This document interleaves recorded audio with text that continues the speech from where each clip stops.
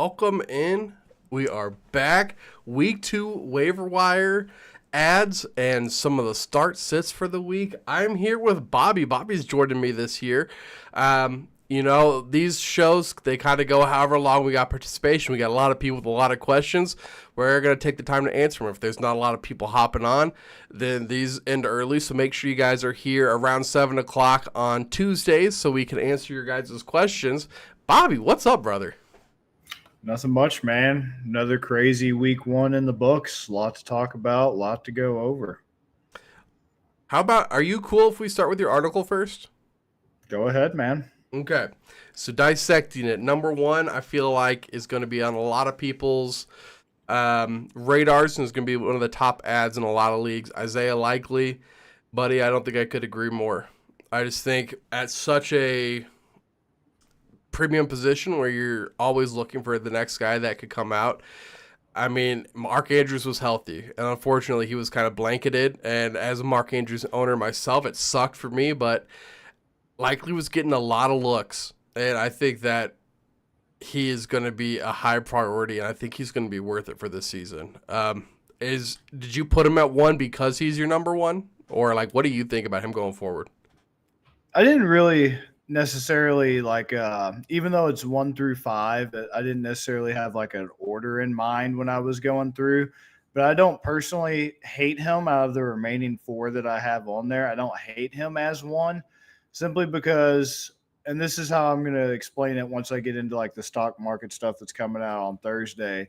For redraft, I do have him as high as a number 1. For dynasty, I think Mark Andrews is just going to be – I think he's going to be fine. I think he's going to be just fine from a dynasty standpoint. But as I mentioned in the article, my biggest thing with Andrews right now is I don't think he's fully healthy. He's probably 70, 80, but he's definitely got some things going on related to the car accident he was in a few weeks ago, plus that tightrope surgery he's coming off of from last November, I believe it was, in that Bengals game.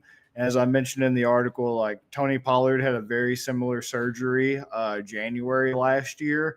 And, as many people who owned Tony Pollard last season can tell you, they were constantly complaining about how he looked, the burst, the acceleration, all that.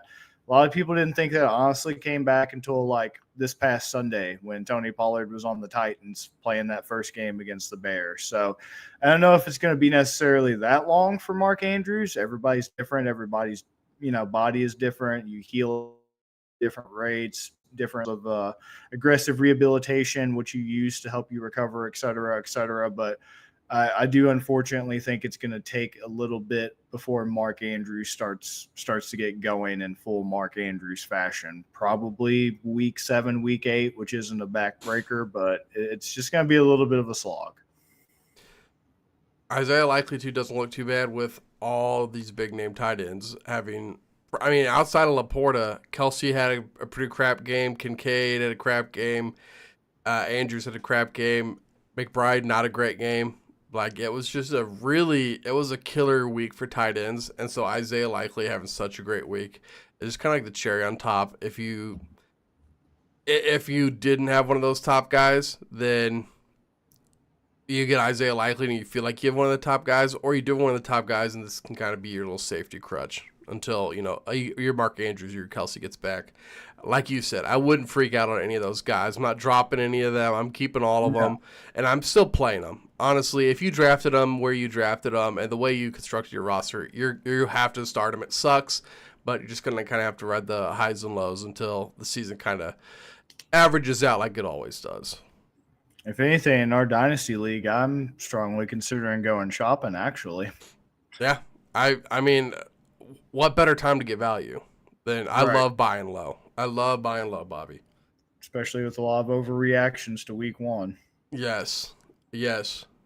Next is Tank Bigsby, which I was surprised to see since you're such a big ETN guy. What had you hopping on the Bigsby bandwagon?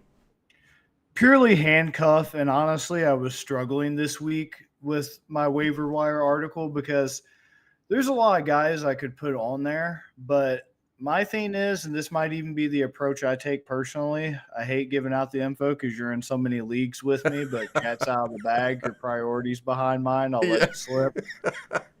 I'm not really trying to go out unless I'm just in, like a number one waiver position, number two waiver position. I'm not really going out of my way to get too many guys this week Right. because by this point, I haven't been playing fantasy that long. This is my third year, but I do realize week one is just so weird. So many outliers. It's so strange. Like I mentioned in one of them 2 years ago, Robbie Chosen Anderson was like the number one waiver pickup because he put up like 20 something points in the Carolina game, and Baker was just feeding them targets. And like, okay, what happened to Robbie after week one? What happened to Right. Sammy Watkins, the I was about to infamous say week one Sammy Watkins every every week year. one. Yeah. Like guys like that. So like Tank Bigsby, it's like, oh brother, how many times are we gonna have to teach this guy this lesson? Like this is the second year I'm hearing Tank Bigsby, the running back supremacist, is gonna take ETN's job. And I'm just not convinced. It was a weird game script. ETN fumbled for the first time since the 2022 season. He had like 280 something touches, a ridiculous amount of receptions included in that, maybe even added to that ridiculous amount of time with no homo the ball's in his hand. And he didn't fumble until last Sunday. And I watched it. It was a perfect punch out.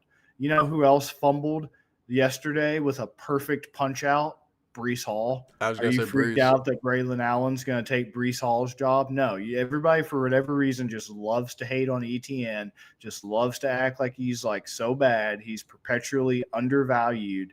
Tank Bigsby's a great handcuff as an ETN owner. I'm intrigued in him as a handcuff, but he was strictly used as a pure rusher, was not in on any of the passing, has no pass catching ability as proven by his horrible record last year pass catching. He could get better, obviously. He could always get better, but he still wasn't involved in passing downs and was only brought in as a rusher. He wasn't brought in to block. ETN even did a better job blocking. You got to be on the field to score points. The more you're on the field, the more opportunities you have to score points. He's a great handcuff. So, I mean, if you're an ETN owner, yeah, sure, go after him.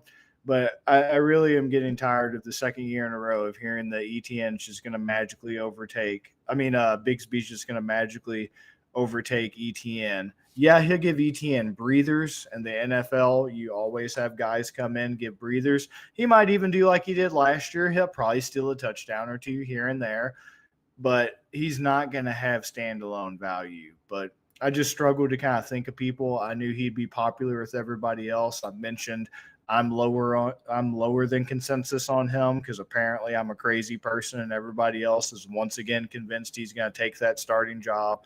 But yeah, I just had to include him for that. Your next one, Justice Hill. I love that one, man. I love that one. I think that Derrick Henry owners, they should not be feeling good about that last game. They should really be nervous. Henry just didn't look good. It's not completely Henry's fault. Like I was said it going into the season, you have 3 new starters on the offensive line. It's going to be really hard for them to get anything going. And we saw that maybe it's just the Chiefs defensive line that's really good, which we know that they are, but at the same time, you have a really pretty much aged out running back. He is kind of a unicorn. He has lasted longer than most people ever will. But you got an older running back. You got this young, unproven offensive line that didn't look very good week one. And you're going to have him, on pure rushing plays when teams can stack the box because you don't have him in on third downs. You don't have him in on passing plays. It's Justice Hill. And I think that's a fantastic play. I think Justice Hill is, I wouldn't say he's the David Montgomery, Jahmyr Gibbs, because I think David Montgomery is way more valuable because I think he has as equal, if not even probably a greater touchdown per game chance than Jahmyr Gibbs does. But Justice Hill, man, I like that pick a lot, and I think that is probably going to be the most slept on waiver pick coming in. I think there's going to be some people that do grab him, but I don't think enough people are going to. Yeah, if you look at Derrick Henry, 2021 was the year he had the foot injury, was only active for 8 games, came back in 2022. When I sold him in Dynasty, I'd rather be a year too early than a year too late when you get absolutely nothing for them. Mm-hmm. Came back 2022, And this is where the decline started. 349 rushing attempts, 1,538 yards, average 4.41 YPC, 13 touchdowns. Receiving 41 targets, 33 receptions, 398 yards, 9.71 yards per target, yards per carry, 12.06, no receiving touchdowns. So pretty good for 2022 coming back after a pretty severe injury. Well, a lot of people thought that was going to be when he regresses. He was regressing physically, like the box scores might not have shown it, but physically just watching him, you knew he wasn't the same guy. And 2023 confirmed that, because 2023, we went from 349 attempts down to 280. We went from 1,538 yards to 1,167. We went from 4.1 YPC to 4.17. And we went down one touchdown, which isn't a huge deal, but still. We went from 41 targets to 36, only caught 28, 398 yards to 214. Yards per target dropped from 9.71 to 5.94, and the yards per catch dropped from 12.06 to 7.64. I think it's going to get even worse this year. He's 30 years old, been in the league 8, huge mileage and usage dating all the way back to high school. Yes, it does help that Lamar's there, but it also hurts his value, because in real life it's great because you don't know if Henry's taking the ball for the touchdown or Lamar's taking the ball for the touchdown. But in fantasy, it's going to lead to vulturing. It's going to be frustrating. It doesn't help. John Harbaugh just came out 2 hours ago and said that Derrick Henry will not be overloaded this season like he has in years past with the Titans, and he wants to manage his backfield volume. He said, I didn't have this guy come in here to give him 30-plus carries each game. So you're hoping that somebody who, by every measurable efficiency metric, is going down year by year, you're hoping they're going to be more efficient with less volume, a guy who needs volume to be successful. That's not a bet I'm willing to take. No. Oh, and also the cherry on top, it was very, very telling that they brought in – let me pull up his actual specifics on Sleeper because I don't want to understate this. It was very telling. They had Justice Hill blocking Chris Jones at one point on a run play. I mean, on a play period, they had Justice Hill covering Chris Jones, and he actually gave Chris Jones hell. Like, he seriously gave – like, Chris Jones is like 6 foot something, 300 something pounds. I just looked it up. Justice Hill is 5'10", 195 pounds. And he was like feisty and just really, really giving Chris Jones hell, and honestly saved that play for Lamar to be able to complete the pass. So you have Justice Hill blocking. Once again, blocking doesn't get you points, for all you sarcastic asses out there who are like, oh, points in my points per block league. You got to be on the field to get attempts. The more you're on the field, the more opportunities you get. The more you have the trust of the offense and the trust of the staff, the more they want to give you opportunities. And Derrick Henry has never also been a good receiver, and his receiving metrics have went down. Like in 2022, they made an effort to give him the ball receiving because they knew that just him as a pure rusher wasn't going to work. So they were forced to also use him as a receiver, which is one of his weakest skill sets. You don't even have that to rely on here in Baltimore because they know Justice Hill is their receiving guy, and they use him for that, and Henry's not even out there for that. Yeah, I love that pick. I'm really, really happy that you included him in there. Jordan Mason, some of you guys might have been able to scoop him up before the Monday night game. If you didn't, he's available on waivers.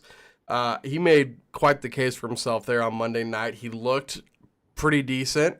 That offensive line looked pretty decent for the lack of big names that they have on that line right now. Of course, with the return of Christian McCaffrey kind of looming, how much stock are you putting in Jordan Mason? So I'm not going to, waiver priority is kind of be damned. For like a fab budget, Bobby, like we have in that one league, $100. How much of that $100 are you willing to spend on Jordan Mason to get him on your roster, knowing that McCaffrey might be coming back? If I had $100, I'm trying to be. I'd probably honestly do 50 because I really don't think Christian McCaffrey Achilles tendonitis is what they're saying it is now. They said it was a calf / Achilles. Now they're being a little bit more specific and they're saying Achilles tendonitis. That to me sounds even worse than what it was described as earlier, because I even included in the article calf strains and calf issues and tendonitis doesn't seem like a big deal. That's what killed Joe Burrow last year. It started with his calf. It just never healed. He never gave it time to heal. It's already an area that medically has reduced blood flow. It's a pain to heal. You have to really work at it. You have to stay on top of it. It's easily sore. You use it for a lot more than you think. It controls a whole lot more of your movement as a quarterback, even if you're not a running QB, just planting and pushing off and everything you do as a QB, you use it way more than you think. It derailed his career. The wrist injury was just the nail in the coffin to an already lackluster season. You're seeing it now with Russell Wilson, who it's just been lingering. He's had a calf injury for over a month now. They keep thinking it's getting better. Every time they think he's going to start, he doesn't. Christian McCaffrey is another guy. He's 28 years old. He's got a lot of mileage. He has an extensive injury history. People who've drafted him number 1 overall for the past 2 years feel like have really gotten spoiled. Almost 2 injury-free years out of the guy. And that's just a bit abnormal to me for somebody who before was like an injury magnet. In 2020 and 2021, he only played 10 combined games. So I feel like the past 2 years were just really kind of outliers. He's been in the league 7 years, 28 years old. It's about that cliff for a running back. And, you know, from an efficiency, from a metric standpoint, he's gotten better from 2022 to 2023. But we see all the time in sports, especially intense physical contact sports like this in MMA, the cliff comes faster than you think. One day you think a guy's fine. You think everything's great. The next, gone. They're out of the league in like 2 years. It is that drastic. Do I think it's going to be that bad for Christian McCaffrey? I think it's going to linger. I don't know if it's necessarily going to be as bad as he's going to be out of the league in the next 2 years, but it's going to linger.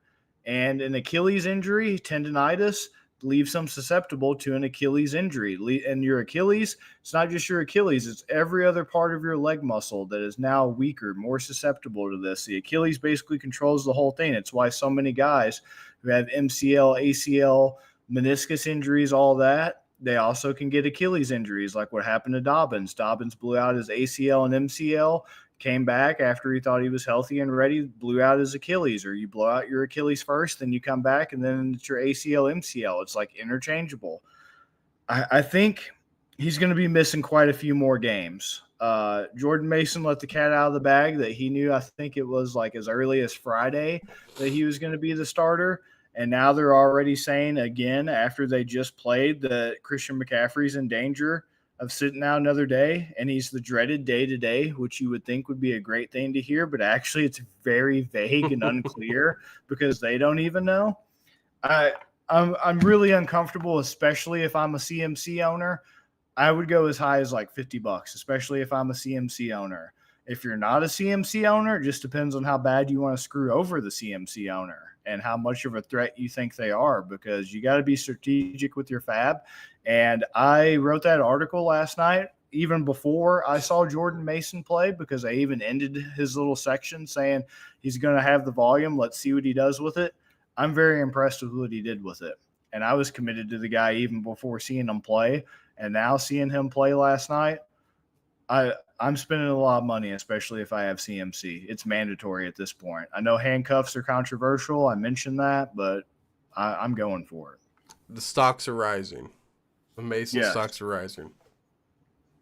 Bobby, there's some home cooking on this Jalen Wright pick, brother. Hey, get out of here with this Jalen Wright, man. What about Jeff Wilson, huh? This man said Jeff Wilson. Yeah. If Devon Achane and Raheem Mostert both miss time and they're both inactive, yep, let's put it all on the shoulders of Checks Notes Jeff Wilson. Yeah, okay. I've seen a lot of fantasy analysts saying Jeff Wilson's going to be the guy. Yeah, just like Javonte lost his job to Samaje Perine. Just the fucking list goes on and on. No. Yeah. Miami already uses a committee style approach. Mm-hmm. If Devon and Raheem both miss time, which now everybody's like, well, who knows if they're going to miss time, even though they were both D&Ds 2 days back to back, they could still play. I don't even want to address that. Use your brain. I know you don't. I know you guys might not have it, but come on, use what you do have. Use what you do have. Jalen Wright, healthy scratch last year, and everybody's got something to say about that. Oh, Devon Achane was only a healthy scratch because he was nursing a shoulder injury. Just keep nitpicking. That's fine. Just leave him out there for the people listening, for the people watching. Just leave him out there. Leave him on the wire then. Leave him and see what happens. Leave him and see what happens, because I want a piece of this Miami offense. Let's face it. You're not getting Tyreek. If people didn't freak out after the bullshit police video, they're not freaking out now. Maybe you could twist somebody's arm and get Waddle, but you're going to have to give up way more than you'd be comfortable giving up. And would it honestly be worth it if you're not getting Tyreek? I love Waddle, but he is a pain in the ass to own, and I feel like he's the Dolphins' version of T. Higgins. Yeah, already injured. Yeah, pain in the ass. And then you're not going to get Achane. Maybe with this injury thing, you could get somebody panicking, but once again, I doubt it, especially with the draft capital a lot of people have put into them and what they've had to do to acquire them. Highly doubt it. You don't want Mostert, because Mostert's the number one guy who I thought would go down. 32 years old, only was relevant last year because of a hugely unsustainable touchdown rate. Time and time again, don't chase touchdowns. Touchdowns are great, but this isn't Jamar Gibbs and David Montgomery and the Lions offense. You can't chase touchdowns on any other team damn near. It's so unpredictable, especially for a 32-year-old outlier of a running back who's been in the league a decade, who is at an 88% chance of re-injury because of all the injuries.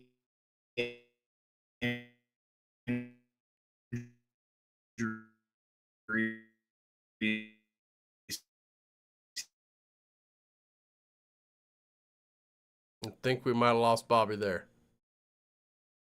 Yeah, I think we lost Bobby. All right. How's everybody doing in the chat, though?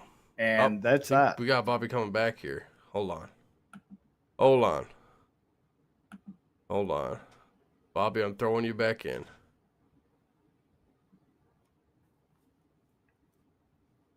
There you go. All right. Bobby, you there? Yeah, I'm there. Okay, I got you back. Yeah, where'd I leave off at? Some bullshit about Jalen right now. I'm kidding. You're talking about Raheem Mostert chasing touchdowns. Yeah, Raheem Mostert, 32 years old, been in a decade, 88% chance of re-aggravating whatever numerous injury he's had over the years. Achane and Wright can coexist. Mostert's on his way out, especially in Dynasty. I want nothing with Mostert, and Jeff Wilson's going to be irrelevant. If either one misses time, especially Mostert, he's not getting his job back if they let Jalen Wright out on the field.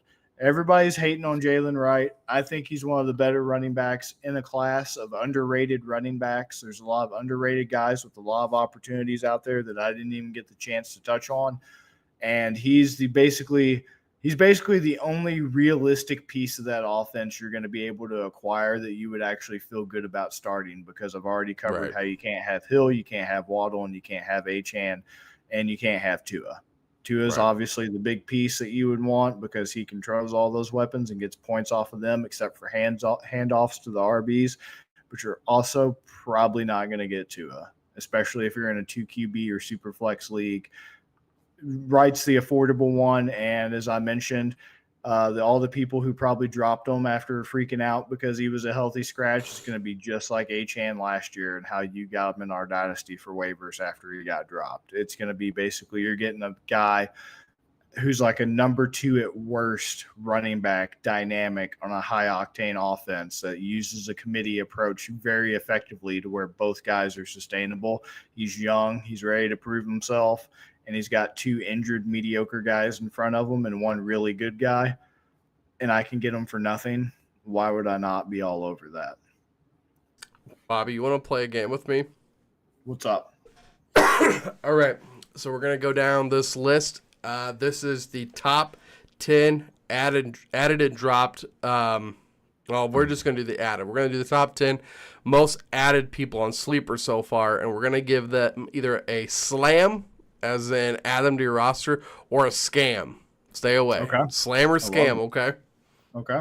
All right, number 1, the most added player on Sleeper with 1.4 million adds, Alan Lazard. Scam. Scam. I agree, dude. I agree. I can't. I know he's I'm got the actually Aaron shocked. Rodgers. I know he's got That's the not Aaron who I would Rodgers think. connection, but I mean, watching that game didn't give me any confidence in like wanting any more Jets pieces than the duo of Wilson and Brees. For that first drive, he looked like vintage Rodgers. For the rest of the game, he looked like a 40-year-old who's been in the league as long as he has coming back from an Achilles. Right. Number 2, wide receiver for the Los Angeles Rams, 1.1 million adds, Tyler Johnson. I'm going to be honest. I don't even know who the fuck that is. So I got to say scam. I seriously don't know who that is. And I can't imagine the hate I'm going to get. This dude doesn't know ball. He doesn't know Tyler Johnson. I don't know who that is, so I'm going to say scam. Dude, I agree. I think that's just an overreaction to Puka. You guys are drafting one of the people that you try to recruit in NCAA 25. One of the computer-generated Tyler Johnson, Mississippi. Spoiler alert, the guy that owning that offense, Cooper Kupp. Right. That's the answer. That is the answer. All right, number 3 with 1 million adds, Jordan Mason. Oh, yeah, slam. Slam. I already talked about him. Number 4, 794 adds, Alexander Madison. Slam or scam? Who's he even with this year? He's not with Raiders. Is he with the Raiders? Yes. Scam. I don't want. Dude, scam. If Zamir White can't do anything, why would you want Alexander Madison? Right. Talk about fumbles and a guy who lost their job because of fumbles and multiple. Yeah. Let's go. Number 5, 597,000 ads on Sleeper, Tank Bigsby. I think slam just because if you're an ETN owner for a handcuff, if you're the type that likes handcuffs. I agree. And we'll do another one of your guys. Number 6, Justice Hill at 550,000 ads. Dude, 30-year-old's got it. No, slam. Dude, how is he at 6? How is he beneath Tyler Johnson and Alexander Madison? You don't think it'd be like it do, but it be. But it be. All right, now here, this one makes a little more sense to me. Number 7, receiver for the Los Angeles Rams with 494,000 ads, DeMarcus Robinson. I have seen him. Yeah, I have seen him as a popular pickup, and it's like, obviously, you either have Cooper Kupp or you don't by now, because you did not get him off waivers. God, I would hope not, or maybe you fleece somebody in a trade. So, I mean, if you're just really desperate to own somebody and you don't have Kyron, Stafford, or Kupp or Puka, yeah. I mean, if you just really are committed to that offense, I personally am not. But if you really believe in them, sure, that's a slam. If you really are a Rams fan. I agree with that, man. I agree with that. Number 8, Colby Parkinson, tight end for the Rams, 417,000 ads. Same. I mean, I get the overreaction to how bad elite tight ends did, and there's an overcorrection to that associated with it. If you're just really desperate for a tight end, I don't think personally it's going to work out, but I don't hate or I'm not going to laugh at somebody for adding him. I have seen him mentioned as a sleeper a lot. And so maybe it does open up more opportunities going forward because, I think he's going to get force-fed a stupid amount of volume like he was already on track to even when Puka was on the field. But you can't pass it to Cooper Kupp every play, right? Right. You gotta try to at least get another guy involved. So that one's another one that I don't hate, especially if you're in Dynasty. Why not? Yeah. 4 of 5 targets for 47 yards. Not great, but I mean, not for tight ends. Like, okay, it's serviceable. Yeah, if you want to experiment. Experiment. All right, how about number 9? 412,000 adds new starting quarterback, at least for this week, as assumed, Malik Willis of the Green Bay Packers. There's somebody on here I'm going to have to mention if we don't get to him. But as far as Malik Willis, I've heard he's terrible. I haven't watched his game, but He's so everybody, bad, dude. He is so bad. I've been checking the temperature on X, Twitter, whatever, with Green Bay Packers fans. I've been sliding in some DMs, asking some questions. They are very, very pessimistic about it. They're drinking bleach levels of piss. So I'm gonna say it's a scam.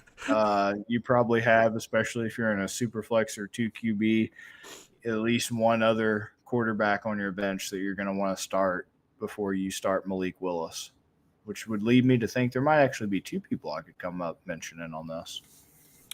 I don't know. Number 10, 221,000 adds, running back for the Miami Dolphins, Jeff Wilson. He just snuck in there at the end. If I'm wrong, I'll always admit when I'm wrong, but it's only week 1. And it's like, if you're going to swing for the fences, at least use a good bat, use a good quality equipment. This is basically like the equivalent of like, okay, I know I need to defend my house from an intruder. I'm going to get a high 0.9 millimeter. That's what Jeff Wilson basically is. It's like, if you're going to take a home run shot and you're going to do like home self-defense with a gun, get like a nice, like a Glock, a Smith & Wesson. Just get something nice. Get a Jalen Wright. Don't get Jeff Wilson. Jeff Wilson, once again, they use a committee approach. He'll probably get some touches. He might even get a touchdown. Let's get a little bit frisky. Let's get a little bit crazy. But especially if I'm in a dynasty league or even just redraft, but especially dynasty, no matter what, though, I think Jalen Wright's your better value. That's your better value is going to be Jalen Wright. Are you saying that Jeff Wilson, like, he might look nice and it's nice to have, but when you really need him, he might jam? Yeah, he might jam up on you. Yeah. Might leave you with some holes put in you. All right, Bobby, who are the 2 that you were thinking? I'm surprised I didn't see Rashid Shaheed. A lot of people for like 2 years have been really thinking he's going to break out. Surprised he wasn't a top 10. As far as do I think he's a slam or a pass, I'm conflicted because they're not going to play the Panthers every week. And I know J.C. Horn is like their star defensive guy and all that, but like their defense as a whole has never, impressed me or whatever. So I'm really thinking. I'm not even seeing Shaheed in the top 50. That is insane. That's shocking. The highest Saint is Jamal Williams. Wow. That might actually make it worth it. If you just really need a receiver, because there's already some banged up receivers, just ask me as the Higgins and Marquise Hollywood Brown owner. Might be worth it. I mean, once again, they're not going to play the Panthers every week, but it does look like he's a big part of the game, and, it's either going to be him or Olave. A.T. Perry hasn't panned out. I don't even know who else is the wide receiver on that roster. They got Michael Thomas. Yeah, no Michael Thomas. He's not even with a team. No. His ghost is still with the Saints, though. Right. That brick he threw is still probably hanging around in the locker room somewhere. Yeah, maybe Shaheed. I'd say it's a slam. It's worth investigating. They seem to be getting them involved, and yeah, they got so frisky they threw a jump ball to Taysom Hill. That's how little respect they had for the Panthers. But they're not going to be doing that frequently. That'd be going to like Shaheed. Who was your other one? Sam Darnold. Sam Darnold. I do think Darnold is on here. Let's see. And hey, I'll admit that was a guy I pooped on all preseason. I'll admit I pooped on Sam Darnold, but hell, when you give him the weapons he has, even though Addison might be out now, Justin Jefferson is going to get fed. But once again, to the same point about the Saints and the Panthers, they're not going to be playing. Dear God, the New York Giants look so bad defensively. Sam Darnold, the 40th most added player, 35,000 ads. Yeah, I don't think that's fair for him. I think he'll give you some good utility in a pinch because, fuck, I was looking at him because I'm already dealing with Jordan Love being out for a few weeks. So I was like, I love Will Levis, but goddamn, man, Will Levis is bad decision making. Yeah, I think Sam Darnold would be more of a slam right now for me. I think after seeing him play against the Giants once again, I'm worried because he's not going to play a defense that crappy every week. But just with the weapons and like they have a decent O line and their defense themselves seems to be really upgraded. I think it's Ivan Pace or whatever his name is. I think he's a defensive player. I don't follow them too much, but their good defense and their good offense should really help carry him quite a bit. And like I said, I'll admit I pooped him over preseason because I remember how bad he was with Carolina. But at least as of right now, if you're desperate for a quarterback, I wouldn't sneeze at Sam Darnold. Bobby, can you get some like sad music on for me or something? Like maybe like some of like military, like I got you, brother. I got the perfect one. Let me some of our Google it fallen right now. Conrads here. Thank you. Yeah, you pull that up, and once you get that playing, I'll read off our top 10 folks we had to say goodbye to after week Okay. one. All right, hold up, brother. Hold Okay. up. Here we go. Okay. Goodbye, Blake Corum. 358,000 drops. Cole Kmet, 266.6 thousand drops. Jalen Polk, 266.6 thousand drops. Whoa, Sam Laporta? Jalen Polk. Oh, I was going to say, oh my God. Andre Iosivas, 255.9 thousand drops. Darnell Mooney, sorry to see you go, buddy, 192.9 thousand drops. Dalvin Cook, welcome back. Time to see you go. 173.6 thousand drops. Grand opening, grand closing. Grand closing in the same week. Khalil Herbert, 169,000 drops. Rico Dowdle, oh no, another fallen Cowboy, 154.7 thousand drops. And we end with two quarterbacks. Goodbye, Deshaun Watson. 147,000 drops. I have something to say about that one, at least. All right. The last one. Goodbye, Caleb Williams. Oh, my God, man. 1 week. 1 week, 142.3 thousand drops. If Goodbye, you're doing Caleb. that in Dynasty, shame on you. And Deshaun Watson, I'm really tired of even bringing up the lawsuits. I know there's even another new one. I'm tired of looking at it from the personal angle. Let's look at it from a realistic, only football angle. Something I've only seen one person mention, and you know it's bad when Antonio Brown is the voice of reason. Deshaun Watson's dad did pass away like not even a week ago. Oh. So That sucks. You have to wonder if that had to have played a little bit of a role in why that game was so bad. Yeah. And they were also down. I heard from Brown's Twitter they were down 2 starting offensive linemen.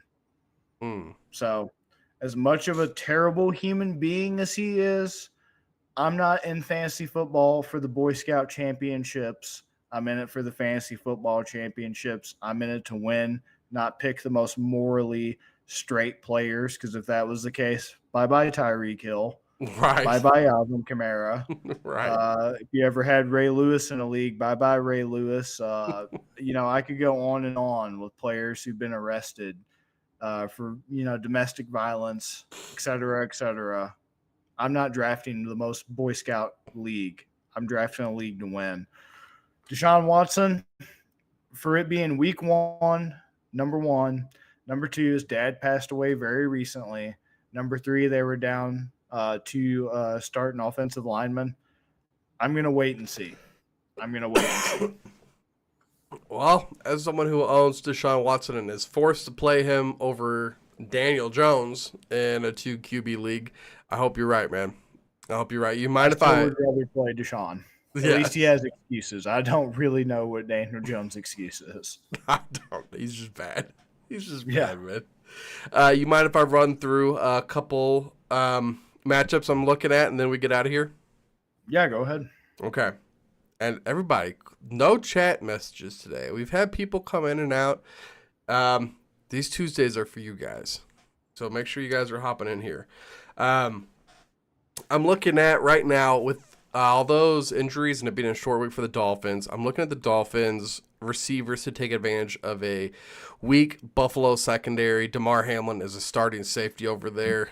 I think that Tyreek, and if I know they were looking at Waddle for like a head injury. If he's still playing, I would play him.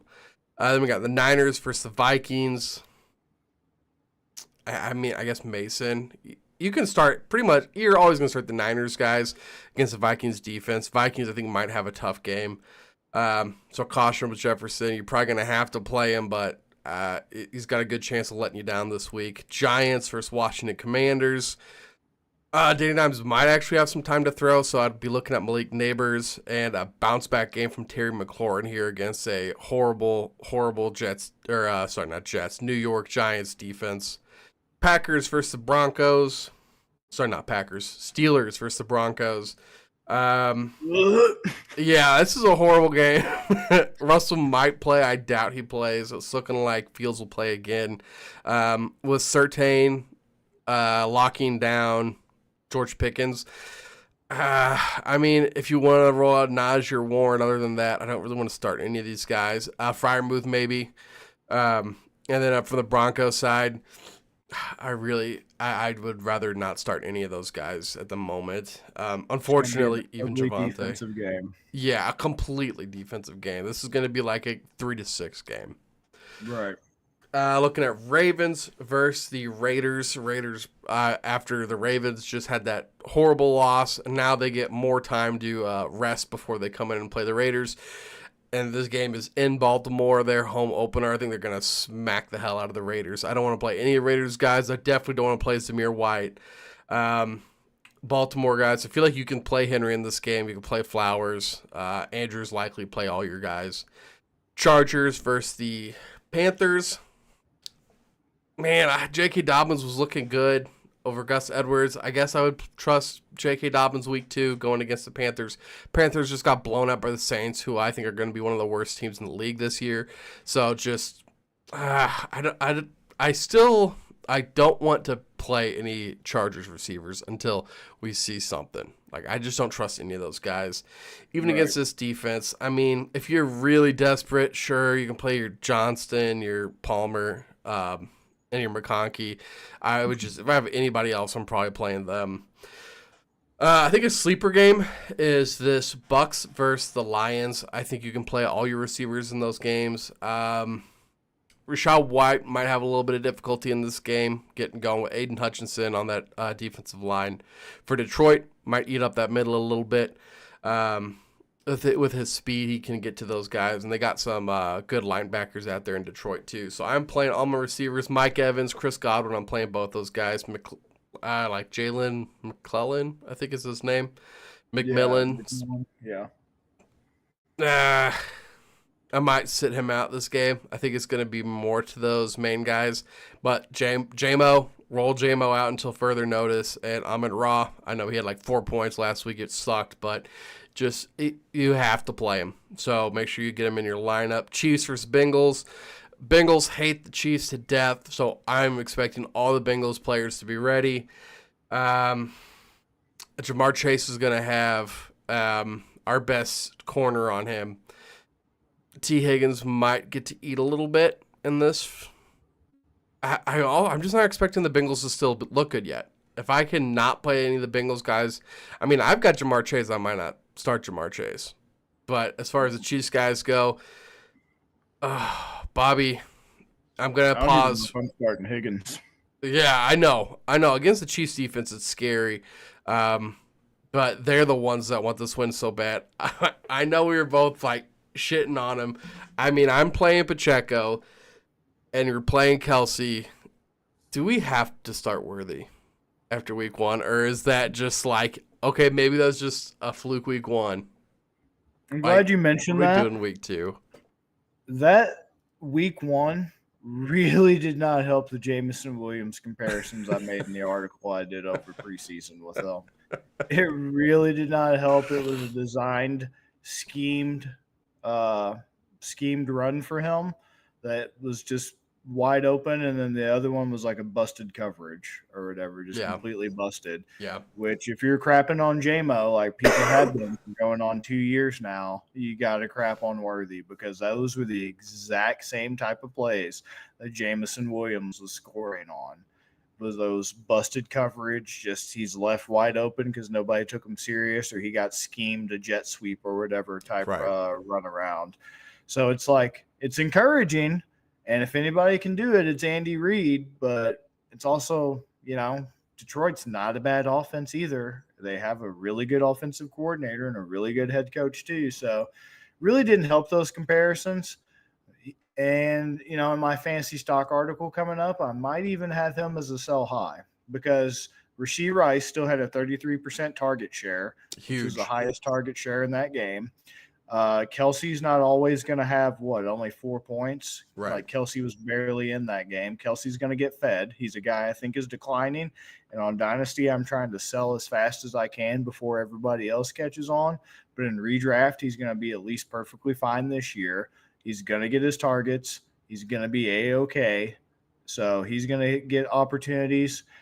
I know people poop all over him. I have him on my team. I'm even tired of him. And the number one opportunity I get to ship him off, I'm going to probably take advantage. Marquise Brown is going to command more targets than people think in this offense, because it really seems like, from the words out of his own mouth, Patrick Mahomes is missing them. They might have a little bit of a bromance or something. I don't know. But you got to play the guy. He's a 1-year stopgap, at least for redraft this year. He's going to have to get, all the money squeezed out of him on that 1-year contract he's on. They're going to play him to death. He's going to have targets himself. I think the talent is there, but it doesn't change what I said in the article, which is I don't want him in redraft, but in Dynasty, he's fine. You just have to be prepared to sit and wait. I love it. I love it, Bobby. I think that's a great breakdown. Moving on to Cleveland and Jacksonville. I don't know how much we can trust the Browns receivers right now. Even Amari Cooper, not reeling that one in, gave me a little bit of pause for him. So I'm not playing any Browns receivers if I can avoid it. Shout out to our boy Judy getting a touchdown, though, right? Yeah, that was nice. I didn't start him in the league I have him in, but good for him. I figured he'd have a better role. Yeah, I mean, we called that one. We called that one in the draft guide, so I was happy that we took a early W on that. And Jags, you got to play ETN. And honestly, is Brian Thomas Jr. the receiver to have already?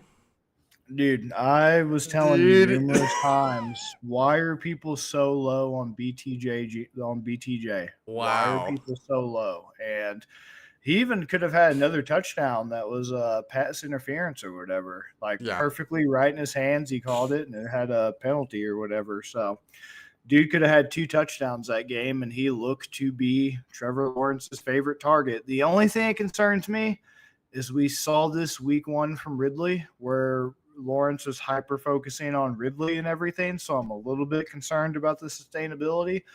But, Brian Thomas is fresh out of college, young guy. Ridley is obviously not, a geriatric, but, coming off like a 2-year, almost 3-year layoff and all that. Right. Brian Thomas is primed, hasn't missed any time, hasn't missed a step, full training camp, full season with the Jags. I'm strongly considering starting him since I'm down Jordan Love in my flex spot, like in my super flex spot. It might be BTJ, because something in my gut's telling me this might be a shootout, or at least a decently scoring game that has a lot of back and forth momentum swings. And I think they're going to be, Kirk's going to get his targets. Ingram had a quiet game. I don't expect that to continue. But I also don't think Gabe Davis is going to be a theme like people think.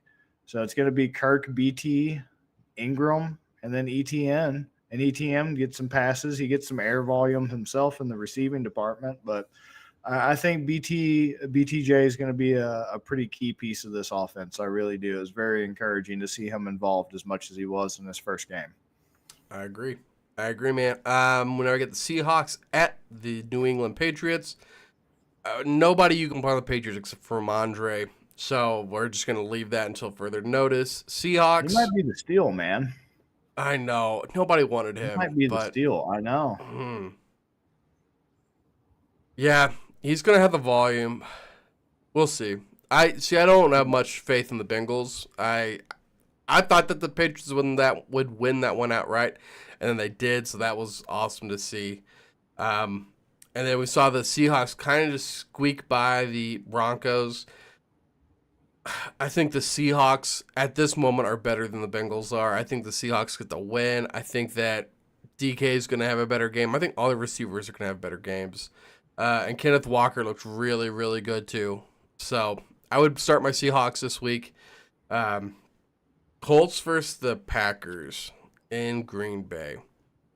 God. Okay, so Alec Pierce had only 3 catches. 2 of them were the bombs, and one of them was the touchdown. Alec Pierce, 3 receptions for 125 yards, and then I think Anthony Richardson had like 212 yards. So dude had like, what? Not even 100 yards to all the rest of the team combined. He only completed 9 passes. I know he has that rushing upside and stuff, but Jesus Christ, man. Your quarterback completed 9 passes. That just... I don't know how you feel comfortable starting that guy with that low of a floor. I mean, I don't know, man. Like, everybody's on and on about how he's this freak athlete, and I get that, but it's like, I just can't help but feel like, especially one of those passes where he had a defender right in his face and he still launched it and still made it to Alec Pierce, I think it was, as an absolute bomb. It feels like luck. It just does. feels like just insane luck. It's like, of course, if I have him, which, full disclosure, I don't in any leagues, if I had him, yeah, I feel like you're forced to start him. Like, you have to start him, but like you said, though, you have to also – the ceiling is the Sistine Chapel and the floor is the root cellar. Like, seriously, there is no in between. No. You're either getting hurt on the 3rd drive of the game and your season's over after 3 games of this because you've only had 17 starts since high school, or you're putting up almost 40 points. Yeah. But it's like – that's another thing. I think Alec Pierce is going to be a big waiver wire landmine. Right. Because there's somebody I hope in our league, I can't say too many details. There's somebody in our league I hope makes a grave mistake because there's somebody else on that team I'd much rather have than Alec Pierce. So yeah, I mean, dude had 3 catches. Everyone's gonna see the end of stat, 125 yards and a touchdown. I'm like, oh my god, he got so many points, I have to go get him. But like, also, it was to Alec Pierce. It wasn't to Pittman. It wasn't to like the big name guy. It wasn't to Adonai. Right. Any of those guys. It was to Alec Pierce. Everybody's kind of like, and you're like, yeah, so of course he's the one that's catching these balls because nobody's even like sending a bunch of effort to try to cover him. And then you say he's standing in the pocket, delivering it to him, and it's like, okay, you want to say like, dude, he stood there and dropped a dime to Alec Pierce. It's like, okay, he got fucking clobbered. I'm sorry, I shouldn't cuss, but he got clobbered when he threw it. And it's like, if the dude completes 9 passes and then he runs all the time, dude's getting just abused constantly the entire game, and he's already proven he can't stay healthy. So it's like, great, you have him, and he's getting these 30-point games. He's only completing 9 passes a game, and what? You're going to have him for 4 games. Like, I don't want any piece of that. It's just so unappealing to me. Yeah, I can get how it's like a sports car when you just got your license and you think you can handle it, and then you total it by wrapping it around a tree and breaking your back in an accident 2 weeks later. Did you never walk again? Yeah, there's that animalistic appeal to just being like an 18-year-old with a Ferrari, but you're not ready for that. I think you can play Jonathan Taylor too. Josh Jacobs in the game his stats looked all right. God, he looked so bad physically though. Thank you, dude. Thank you. Like before, he had I think like 1 big run. Before that, he had like 16 carries for like 30 yards. Like something horrible. How high I was on Josh Jacobs to the point where I was like asking you, like, dude, why are you so down on Jacobs this year? Why? after that game, I don't even know if I can chalk it up to the shitty turf. Excuse me, just the bad turf. Yeah. He looked so in it. Talk about an inefficient runner. I saw it. I Yeah. saw it. And now guess what? Now you have Malik Willis and people can stack the box against the run. No. Yeah. Nope. Nope. I don't want any Emmanuel of the. Wilson looks so much better. Sorry to interrupt, but No, you're good. so much better, dude. So much better. Yeah. Yeah. So I don't want Josh Jacobs. I don't even want Jaden Reed. I'm sorry. I can't start. I can't start any of those receivers with And Malik that's a Willis. shame. But no. It really No, is a shame, especially if Yeah. Christian Watson was going to stay healthy this year. It's a shame he doesn't have a quarterback to show that. Right, because that whole team was looking so bright, and I really feel for Packers fans because that team was looking absolutely electric and as advertised. And then thank Right. God it's only possibly 3 to 6 weeks and not a season ender, but Right. it's still going to be a rough 3 to 6 weeks. Oh, yeah. Yeah. Can I interest you in a shit ton of receivers with question mark quarterbacks? Because we've got the Bears heading to the Texans. Oh God! Right. I mean, start all your receivers, I guess. Start your quarterbacks because I just feel like this is going to be a sling the ball fest. I know Joe Mixon had a bunch of running, like 130 yards and a touchdown. I just feel like this is going to be the quarterbacks pulling meat the entire time. Just these two guys with all their toys just bombing it down the field. Screw it. It's in Houston. It's in a closed stadium. Just let it fly, man. And Caleb Williams, too, 93 yards last week. I feel like we see a big overcorrection this week. Yeah, a lot of people were crapping over Williams. What I saw was a guy overthrowing the ball, and I feel like that's easily correctable. Right. You know, it wasn't bad decision making. It wasn't, That's like timing. boneheaded mistakes. Yeah, it was just overthrowing. That's just something that reps and time. Yep. Agreed, man. Agreed. Jets headed to Tennessee to face the Titans. I mean, pissing people off with this. I think you can play Wilson. I think you can play Breeze. Oh, boy. That was a rough showing from Will Levis. I mean, he just sold it for the entire team. And I worry, Calvin Ridley, I know he had like a bad week last week. I think he's going to have a bad week this week against Sauce. But, God, I think I'm not giving up on him. I think people might be trying to sell him after this week, and maybe they hold on to him next week. And if he has a bad third week, it might be like all in bye Calvin Ridley, because I don't believe that he's just gonna be a dud this season. I can't see it happening. Yeah, I'm gonna piss some people off because once again I gotta go with my gut. For some reason, I feel like how bad he threw away the game is gonna lead to like some weird glitch in the matrix where they come out and just stomp the Jets out. Oh, And it sounds radical, but I don't care how that first series of drives looked for the Jets. It did impress me, and I was like, oh my God, it is like, a piece of the Jets offense, like the big thing to have. Because after that, it looked as bad as Kirk Cousins did. Two old quarterbacks coming off a brutal Achilles injury. And the rest of the game, after like those 5 or 6 plays or whatever it was that ended with the Brees Hall touchdown, the rest of it looked like a 40-year-old coming off an Achilles. yeah. And the Titans defense kept them in that game against the Bears for a long time. Their defense is underrated. It's really good, just like the Bears defense kept them in that game, and their defense is underrated. Now I'm starting to get, after last night, I get it, San Francisco. I get it's an elite team with their own elite defense. But Sauce had some weird injury or something weird happen where he sat out like a good portion of the game. I wonder how conservative they're going to be with him. It just feels like an overrated team again. It just feels like an overrated offensive and defensive team. Their defense is the best part, and they obviously, if anybody can do it, they can. But it's also the perfect game to be just like a what the hell just happened moment where Will Levis just like dumps all over him and has like a vintage performance to the point where it's like, I can't start Jordan Love. I'm already starting Lamar. I have a super flex spot. Maybe I pull out Will Levis. maybe I just go for it. Maybe I just, try to kill a mouse with a nuclear bomb, overkill. Like, I don't know, man. I'm running out of options of people to play in that flex spot. And like you said, I refuse to believe Calvin Ridley's cooked at this point. I Mm-mm. think it was just a weird week one.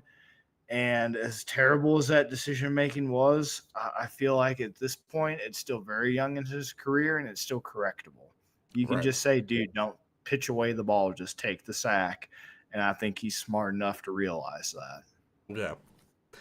Yeah. Then the Saints had to face the Cowboys. I think that the Saints and Panthers game, I believe it ended like 10-43.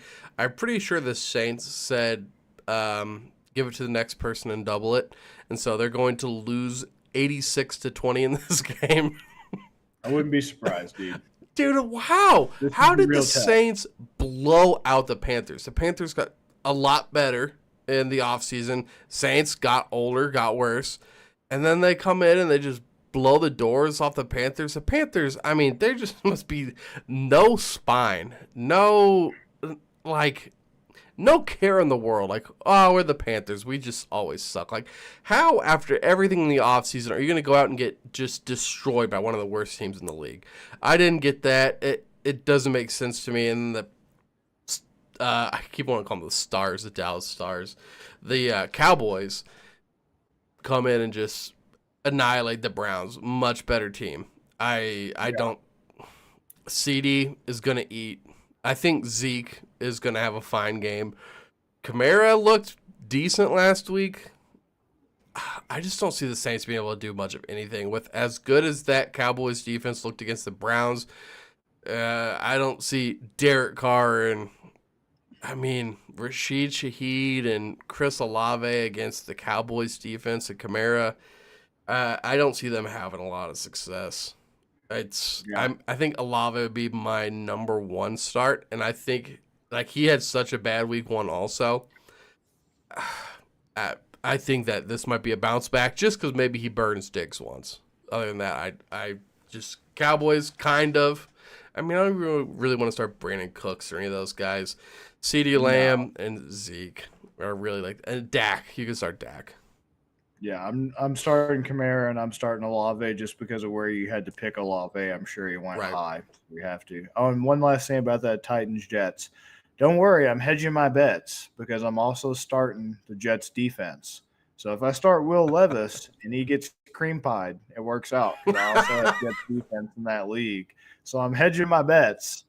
So I win either way, but I think Will Levis bounce back. Bobby, do you realize that? So you were asleep for the end of that game because you are a responsible adult that goes to bed at a decent time. The 49ers went for 2. They didn't have to go for 2. They chose to go for 2. And if they would have got the 2-point conversion, it would have dropped your defense down a point and you would have lost that game. So you can thank. Like to live dangerously. I'm telling you, man. You could thank the boys, man. They stopped it. Yeah, this is why I don't ever give people advice I don't take myself. If you if you really are that worried about a matchup that your quarterback, a big piece of your offense is going up against, don't be scared. Start the defense. You win either way. Start the defense. You gotta play that game, man. It's like because if the defense gets you 22 points, but your quarterback gets you 5, that's fine. Oh my! I hate the way you play fantasy. Defenses and kickers, man. I have a mediocre team. I got to squeeze every last point out of every last guy I can get. That's why I never understand punting on defenses and kickers. I want to maximize every single point. Every single point. That's how you win with Jake Moody as your kicker because you care about kickers. Are you mad that you had Jake Moody as your kicker? I'm very happy. I'm very happy. Exactly. Bobby, you just had so many people just block our channel by saying I maximize defenses and kickers. They said I don't want to hear anything this guy has to say. I want every point. Nobody would think that the most valuable player on the Pittsburgh offense would be the kicker. Unfortunately, this season, I love the Steelers. I have a lot of family members and a lot of good memories of the Steelers. associated with my cousins, but like I want the kicker and I want the defense for the Steelers. Pickens is great, but Pickens is going to suffer from poor QB play. And I have Freiermuth, and I have to play him occasionally, but I also have Brock Bowers. I mean, I'm going to have to start Brock Bowers over Freiermuth in a dynasty, but it's like I want the kicker and the defense for Pittsburgh. Right. We'll blow through these last two games, then we'll get out of here. We got the Rams versus the Cardinals. I think you start both quarterbacks. I think you can start both main receivers. I think you can start Kupp and Marvin Harrison Jr. I know not much happened with Marvin Harrison, but you drafted him high, you got to play him. And he's going to be fine. He's going to be fine. Don't worry about him. Play Trey McBride. Play both your running backs. James Conner. Play Kyron Williams. Hold on to Trey Benson. Do not drop Trey Benson. Do not play Trey Benson right now. Wait for the Conner injury. They did. He got, I believe, 3 carries, maybe 1 or 2 targets. It's not time yet, boys. Hold, but don't proceed yet. Did you see how open Harrison was on one play? They couldn't even fit a Bills defender on the screen.